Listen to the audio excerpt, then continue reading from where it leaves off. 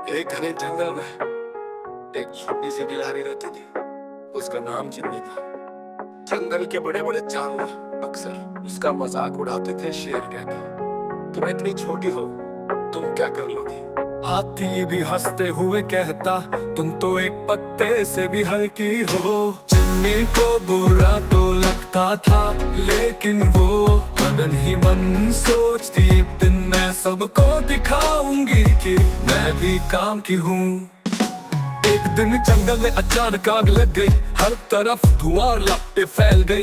पंछी आसमान की ओर उड़ गए, हिरन और खरगोश इधर उधर भागने लगे। लेकिन शेर, हाथी और बाकी बड़े जानवर फंस गए, क्योंकि आग ने रास्ता रोक लिया था। सब डर गए कि अब क्या होगा।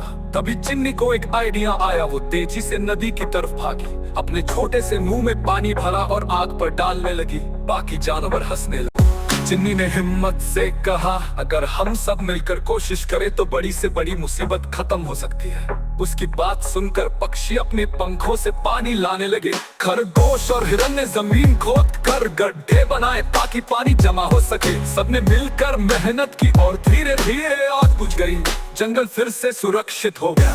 शेर आगे आया और बोला, चिन्नी तुम सच में हमारी हीरो हो। आज हमने सीखा कि हीरो बनने के लिए बड़ा होना जरूरी नहीं, हिम्मत और समझ होना जरूरी है।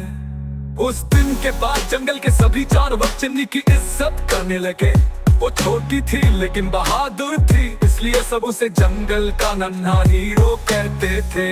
मॉरल, हीरो वही है जिसके पास हिम्मत और समझ हो, आकार मायने नहीं रखता।